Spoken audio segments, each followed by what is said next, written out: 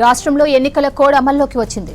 ఇప్పటికే స్థానిక సంస్థల ఎన్నికలతో స్టేట్లో కోడ్ అమల్లో ఉండగా నిన్నటి నుంచి హైదరాబాద్లో మొదలైంది.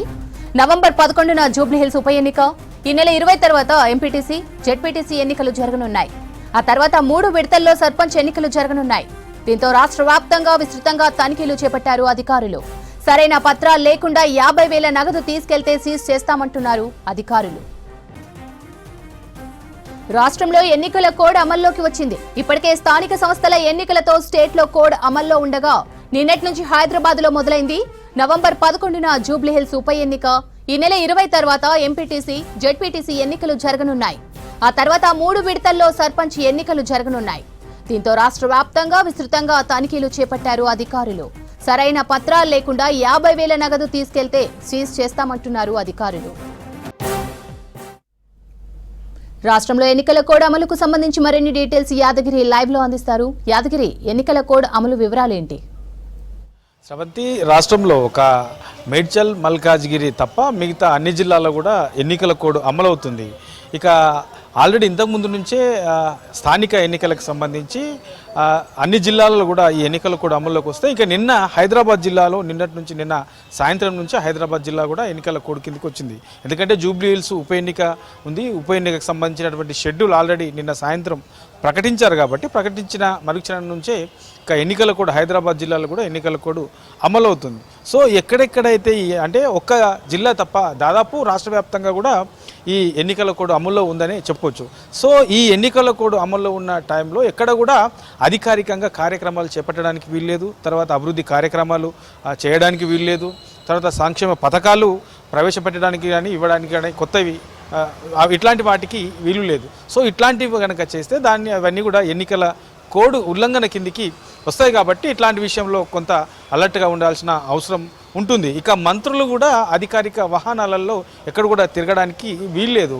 సో ఒక్కవేళ అట్లా కనుక తిరిగితే అది కూడా ఈ ఎన్నికల కోడ్ ఉల్లంఘన కిందకే వస్తుంది. సో ఇట్లాంటివన్నీ కూడా కొంత జాగ్రత్తగా చూసుకోవాల్సిన అవసరం ఉంటుంది. ఒకవేళ ఎన్నికల కోడ్ను కనుక ఎవరైనా ఉల్లంఘిస్తే వాళ్ళపైన నిబంధనల ప్రకారం కఠిన చర్యలు తీసుకుంటారు. సో దానికి సంబంధించి ఆల్రెడీ ఇటు రాష్ట్ర ఎన్నికల సంఘము, తర్వాత అటు ఈ జూబ్లీహిల్స్ ఎన్నికలకు సంబంధించినటువంటి దానికి ఇట్లా ఓవరాల్గా ఈ 2 అంశాలకు సంబంధించి కూడా ఎక్కడ కూడా ఈ నిబంధనలు కనుక ఉల్లంఘిస్తే వాళ్ళపైన కఠిన చర్యలు ఎన్నికల సంఘం తీసుకుంటుంది.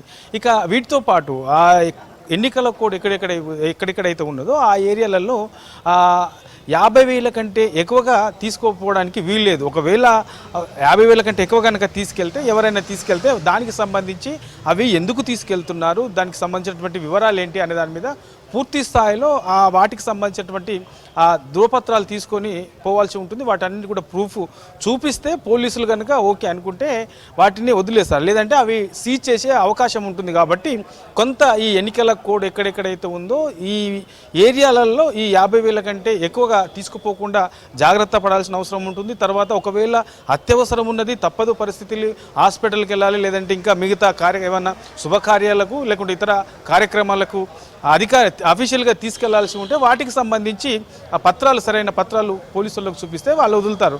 లేదంటే పత్రాలు లేకుండా కనుక ఎక్కువ డబ్బులు తీసుకెళ్తే వాటిని సీజ్ చేసే అవకాశం ఉంటుంది. కాబట్టి ఇలాంటి విషయాలను కూడా కొంత అలర్ట్గా ఉండాల్సిన అవసరం ఉంటుంది. ఇక అభ్యర్థులు ఎమ్మెల్యేలకు సంబంధించి, తర్వాత జడ్పీటీసీ, ఎంపీటీసీ, సర్పంచులు, సో ఎవరెవరైతే బరిలో ఉంటారో ఏ సర్పంచ్కా, లేదంటే ఎంపీటీసీకా, లేదంటే జడ్పీటీసీకా, లేదంటే ఎమ్మెల్యేకా, సో ఇట్లా వీళ్ళందరికీ సంబంధించినటువంటి ఖర్చులు కూడా ఎన్నికల సంఘం ప్రకటించింది. ఇక మనకు ఎమ్మెల్యేకి సంబంధించినటువంటి ఖర్చు 40,000 కంటే 40 లక్షల కంటే ఎక్కువగా మించరాదు. ఒకవేళ అంతకంటే ఎక్కువ ఖర్చు కనుక పెడితే అది కోడ్ ఉల్లంఘన కిందకి వస్తుంది. కాబట్టి 40 లక్షల వరకే ఎమ్మెల్యే అభ్యర్థి ఖర్చు చేయాల్సి ఉంటుంది. దానికి సంబంధించినటువంటి ఎక్కడెక్కడ ఖర్చు చేశారు ఏంటి అనే దాని మీద పూర్తి వివరాలతో ఎన్నికలు జరిగిన 45 రోజుల్లోనే సంబంధిత అధికారికి ఆ వివరాలు కూడా ఇవ్వాల్సి ఉంటుంది. సో 45 రోజుల్లో కనుక ఆ వివరాలు ఇవ్వకుంటే ఎవరైతే అభ్యర్థి ఉంటారో అభ్యర్థికి సంబంధించి ఒకవేళ ఆయన గెలిస్తే ఆ గెలిచికి సంబంధించి కూడా ఒకవేళ రద్దు చేసే అవకాశం కూడా ఉంటుంది. కాబట్టి ఇలాంటి విషయాల్లో కొంత అభ్యర్థులు కూడా అలర్ట్గా ఉండాల్సిన అవసరం ఉంటుంది. ఇక జడ్పీటీసీకి సంబంధించి 4 లక్షల వరకే ఖర్చు చేసుకోవాల్సి ఉంటుంది. తర్వాత ఎంపీటీసీ 1.5 లక్షల వరకు ఖర్చు చేసుకోవాల్సి ఉంటుంది. ఇక సర్పంచ్కు సంబంధించి 5,000 కంటే ఎక్కువగా ఓటర్లు ఉన్నటువంటి గ్రామ పంచాయతీలు ఉంటే అలాంటి గ్రామ పంచాయతీల్లో సర్పంచ్గా బరిలో ఉండే అభ్యర్థి 2.5 లక్షల వరకు వాళ్ళు ఖర్చు చేసుకునే అవకాశం ఉంటుంది. సో ఇవన్నీ కూడా పూర్తి స్థాయిలో ఏ దానికి ఎంత ఖర్చు చేశారనేది కూడా ప్రతి ఒక్కటి లెక్క చూపించాల్సిన అవసరం ఉంటుంది.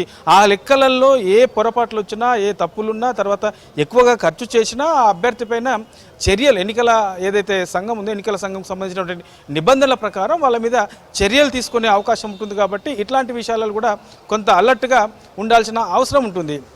ఇక ఇతర కార్యక్రమాలకు సంబంధించి ఆ ఏరియాలో ఏదైనా నిర్వహించాలనుకుంటే తప్పనిసరిగా ఎన్నికల సంఘం పర్మిషన్ తీసుకోవాలి. అనుమతి లేకుండా అక్కడ ఏ కార్యక్రమాలు కూడా చేపట్టడానికి వీలు లేదు. ఇక వీటితో పాటు ఓటర్లను ప్రభావితం చేసే అంశాలకు సంబంధించి ఏవి కూడా ఏ కార్యక్రమాలు కూడా చేయడానికి వీలు లేదు. తర్వాత సభలు సమావేశాలు పెట్టుకోవడానికి వీలు లేదు. తర్వాత ఈ లౌడ్ స్పీకర్స్ పెట్టుకోవడానికి కూడా వీలుండదు. సో ఇట్లాంటివన్నీ కూడా ఎన్నికల కోడ్ ఉల్లంఘన, ఈ నిబంధనల ప్రకారమే ఉండాల్సి ఉంటుంది. ఒకవేళ ఈ కోడ్ ఉల్లంఘన కిందిగా వాళ్ళు ఇట్లాంటి వ్యవహారాల్లో వ్యవహరిస్తే వాళ్లకు ఈ ఎన్నికల సంఘము నిబంధనల ప్రకారం వాళ్ళ మీద చర్యలు తీసుకునే అవకాశం ఉంటుంది. తర్వాత వాళ్ళు గెలిచినప్పటికీ ఆ గెలుపుకు సంబంధించినటువంటి అభ్యర్థి కూడా రద్దు చేసే అధికారం కూడా ఎన్నికల సంఘంకు ఉంటుంది. కాబట్టి ఈ విషయాలలో కొంత అలర్ట్గా ఉండి ఎవరైతే అభ్యర్థులు ఎన్నికల్లో పోటీ చేయాలనుకుంటున్నారో సో వాళ్ళందరూ కూడా ఖర్చు విషయంలో కొంత అలర్ట్గా ఉండాలి. తర్వాత సభలు సమావేశాలకు సంబంధించినటువంటి విషయంలో అలర్ట్గా ఉండాలి. తర్వాత ఓటర్లకు మభ్యపెట్టే విధంగా లేకుండా చూసుకోవాల్సిన జాగ్రత్తలు తీసుకోవాలి. లేదంటే వాళ్ళ మీద ఎన్నికల సంఘం నిబంధనల ప్రకారం చర్యలు తీసుకునే అవకాశం ఉంటుంది. కాబట్టి వీటన్నిటిని దృష్టిలో పెట్టుకొని అభ్యర్థులు ముందుకెళ్లాల్సిన అవసరం అయితే ఉంటుంది శ్రవంతి.